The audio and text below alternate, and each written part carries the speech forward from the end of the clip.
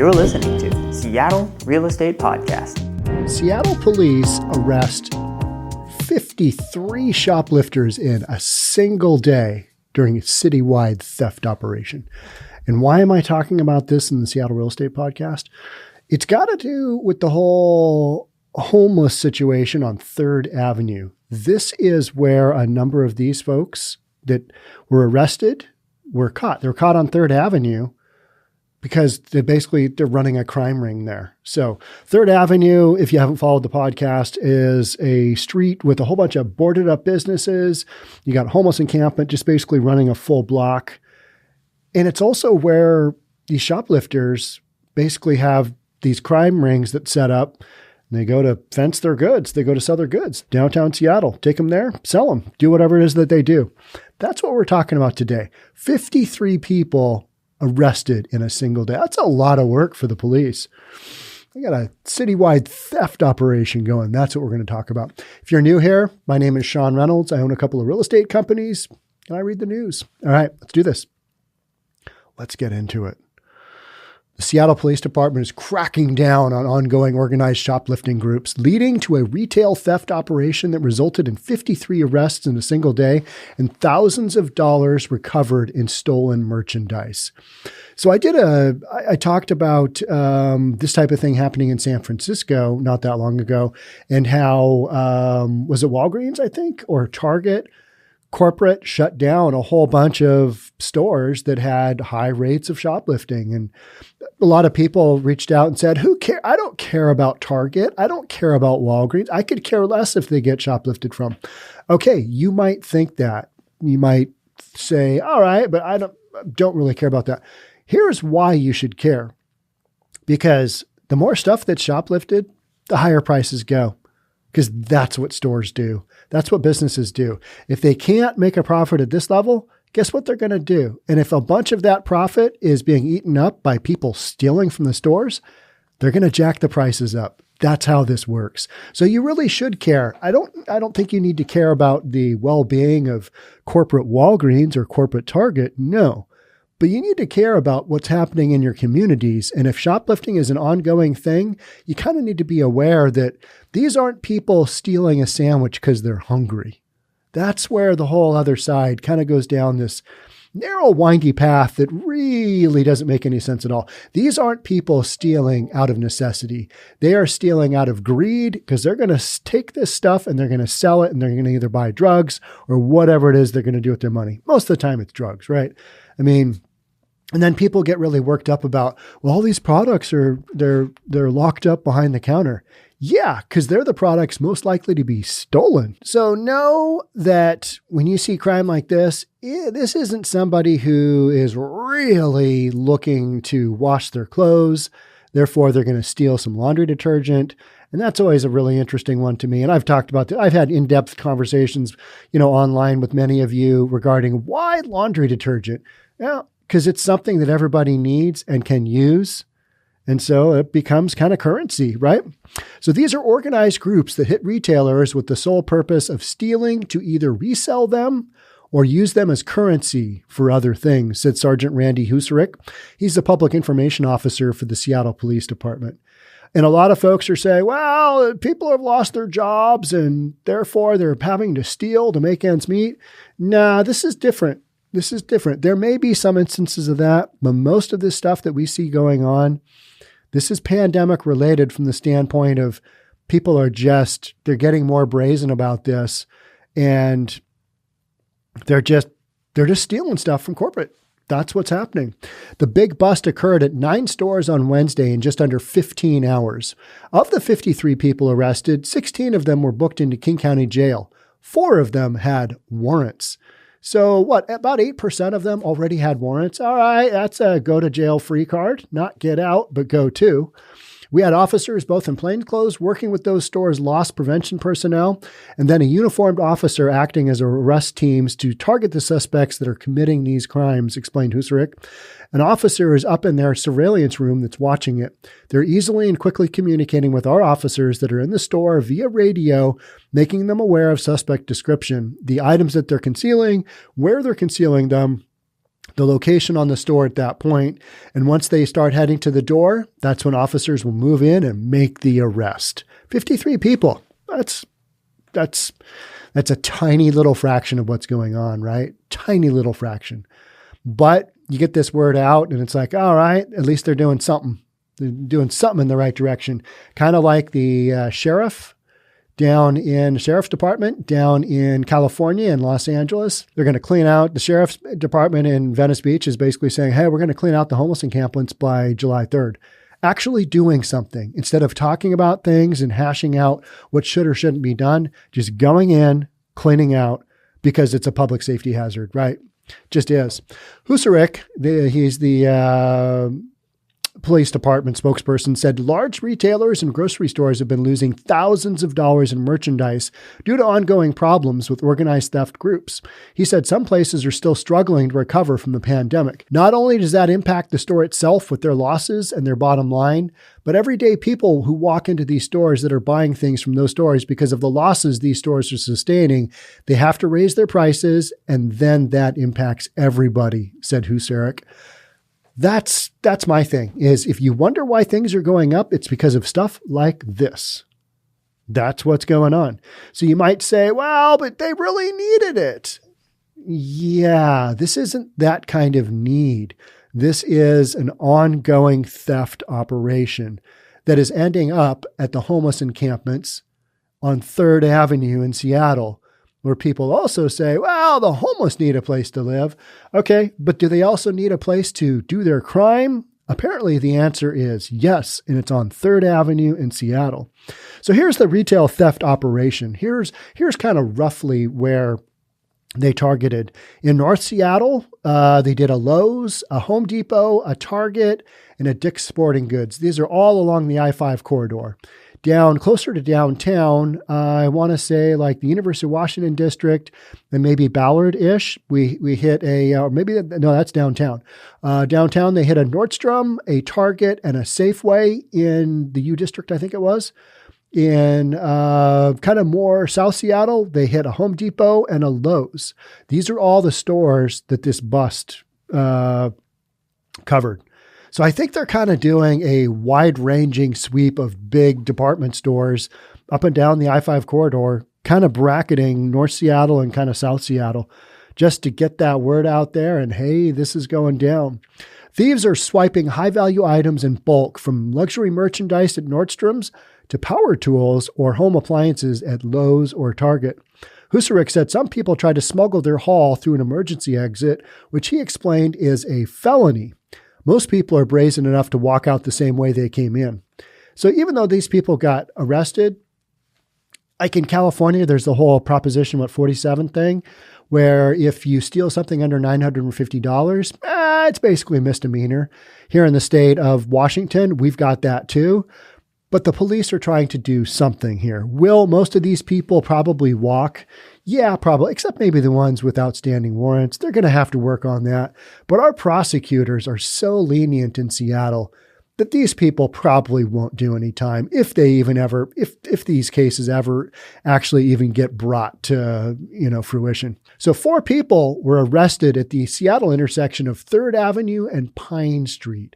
That is the intersection where a lot of this stuff goes on. Just a lot of criming happens there. And, the coalitions of business owners have been like, you need to clean up this street. Here's another reason why you need to clean it up. Because these aren't people down on their luck. These are criminals selling their wares from this crime ring right there on 3rd Avenue and Pine Street in downtown Seattle. So you need to get that cleaned up. Those 4 people were arrested for trafficking stolen merchandise. While most items were recovered and returned in the latest bust, Huserik said their uniformed and undercover officers will still be watching out for sticky fingers. You got sticky fingers? What's that? Is that a lawnmower stuck to your hand? Oh, it is. Nah, they're stealing smaller stuff than that. But some of the stuff that they steal, you're like, oh, okay. Police spokesman again said, we're out there. We're going to continue to run these operations and continue to go after the folks that are continuing to commit these crimes, said Huserik. He mentioned the people arrested could face a number of charges, including organized retail theft, that's good, to burglary. Yep. Okay. Trespassing and even assault. Investigators will be forwarding these cases to the King County Prosecutor's Office, but what will happen then? I mean, a lot of these are probably first-time offenders. I don't know. But if you only had 4 of them that had outstanding warrants, you're going to have to assume that a lot of these are first-time offenders, first time they've been caught. I don't know.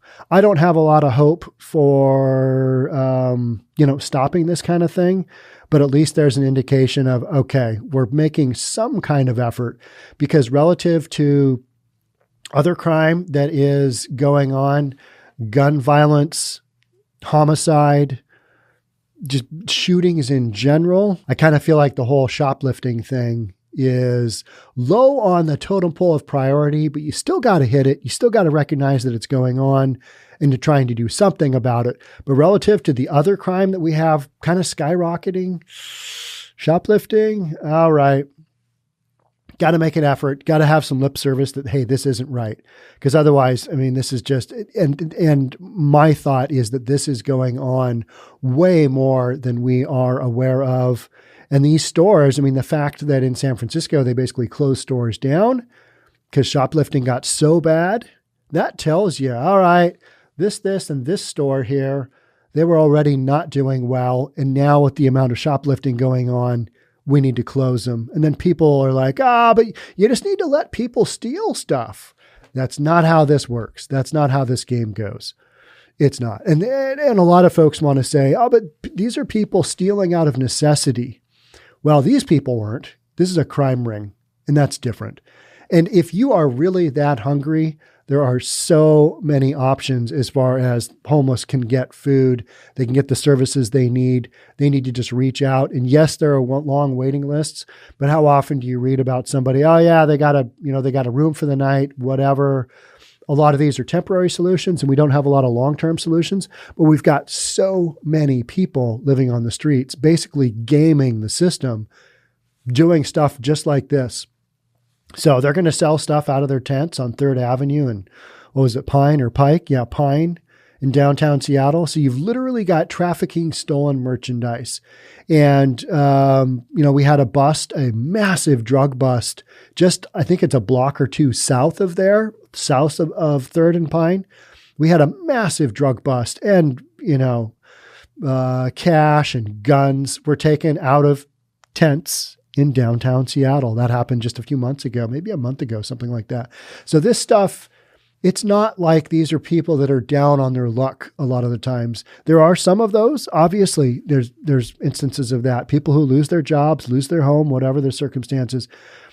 But the flip side is there's a lot of this stuff going on as well. And people need to be aware, hey, one of the reasons your pricing is going up at these major stores, because people are stealing a lot of stuff. All right.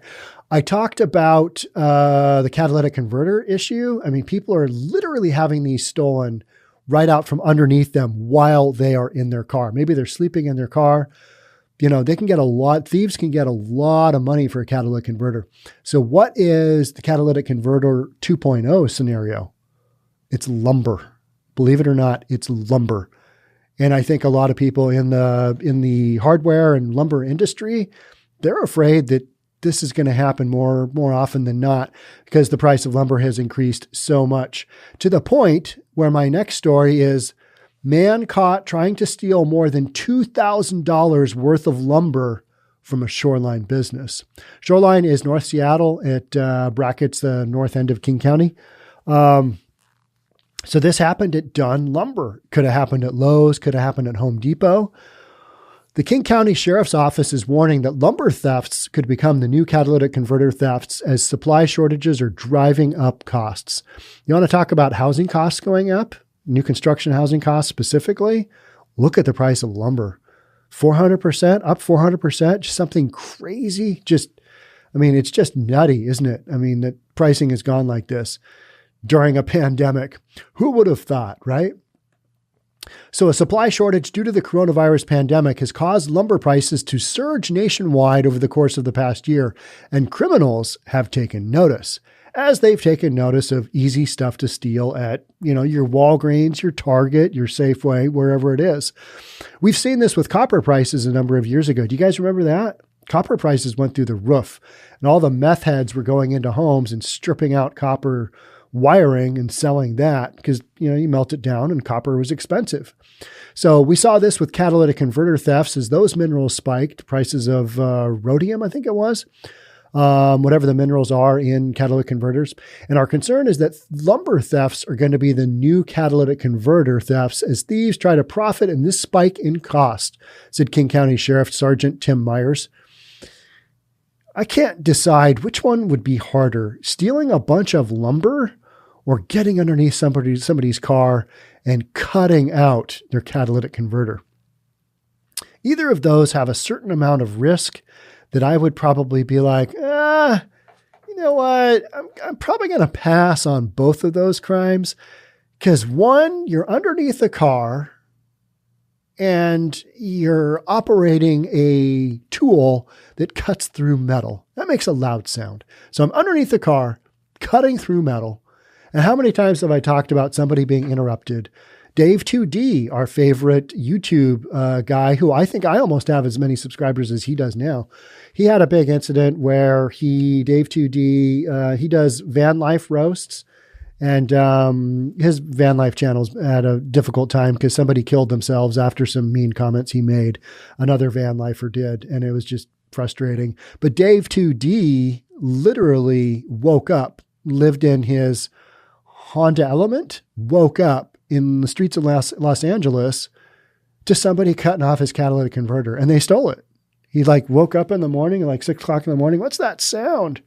Catalytic converter. So I don't like the whole, theft of catalytic converter. If I was a thief, here's my thought. If I was a thief, that whole making a loud sound, granted, it's only for a very short amount of time, 30 seconds to maybe a minute. It takes these guys that are good, that have practiced stealing the catalytic converter, sawing it off, make 2 cuts and away you go. That versus, you got to have a truck. It's not like you're going to steal a bunch of lumber with a Honda Element, right? Maybe you're going to throw it on top. What's that guy doing? He's just picking up some lumber. I mean, you got to be pretty brazen to steal some lumber, right? Is that guy paid? I don't think so. Why don't you go see what he's doing? But it sounded, when I first read this story, it sounded like the lumber yard was pretty aware. Hey, this guy's stealing a bunch of lumber because lumber is big. $2,000 worth of lumber. It's not that much lumber anymore.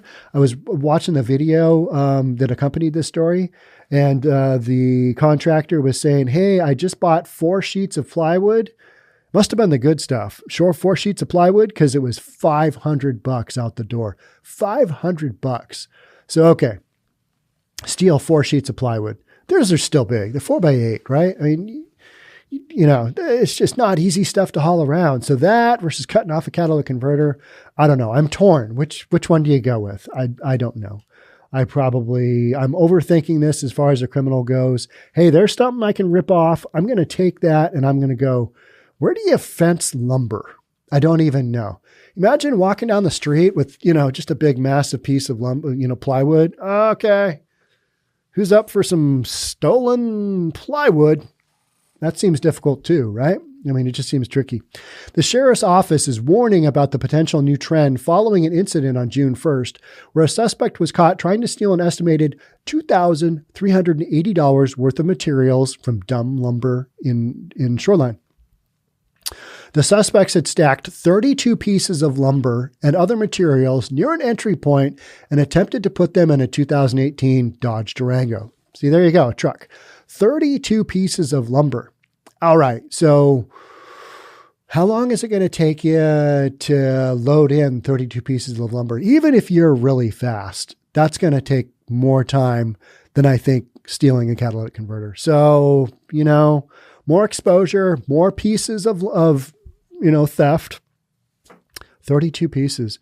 And you got to have a truck. So a lot of people are just taken out of the whole lumber theft thing right off the bat.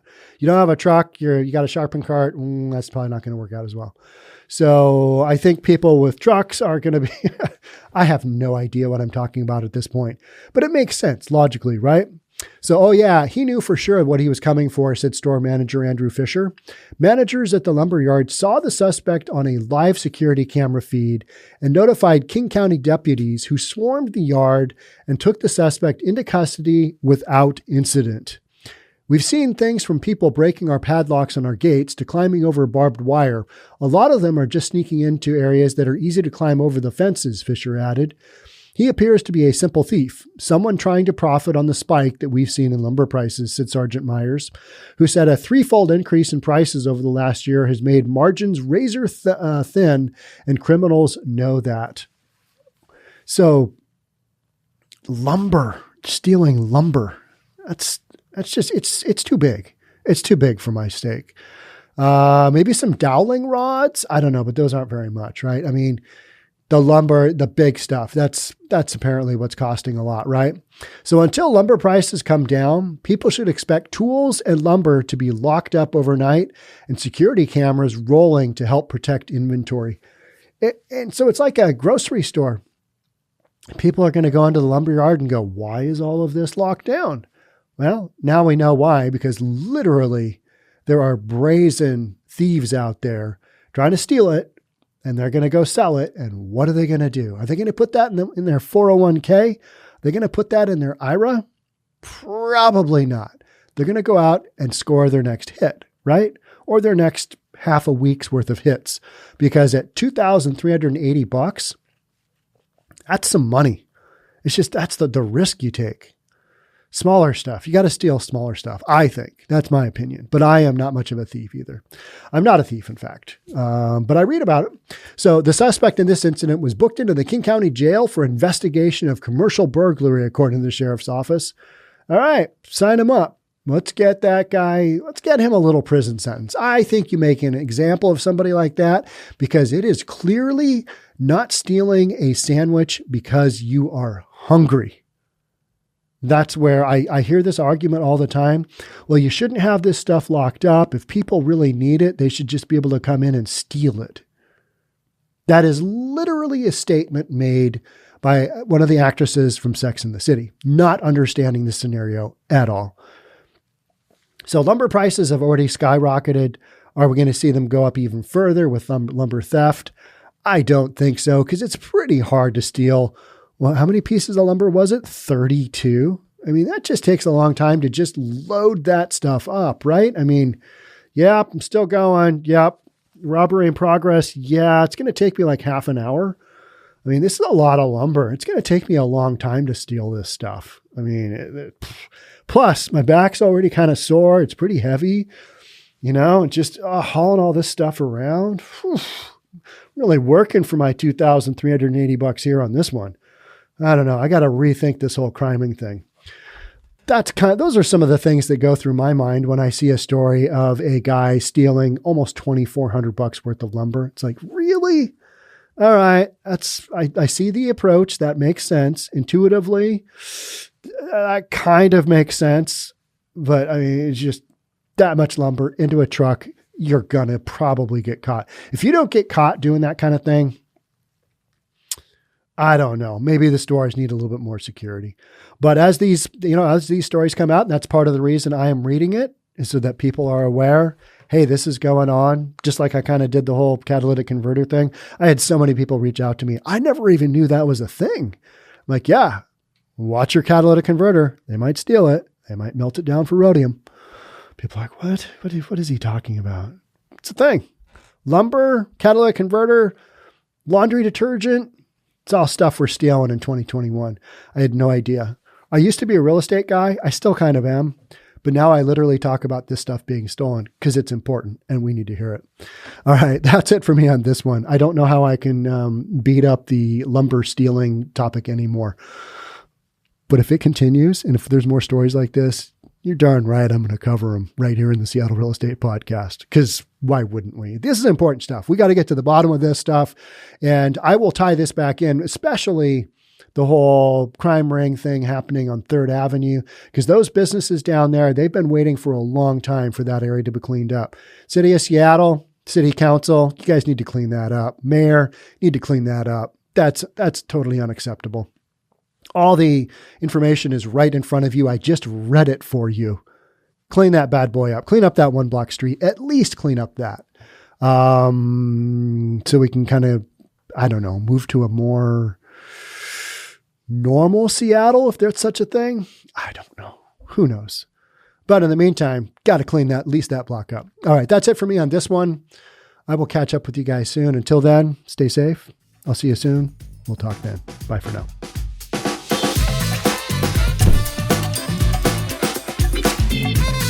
Don't forget to subscribe to our channel and hit the notification bell so you'll know when our next video is out.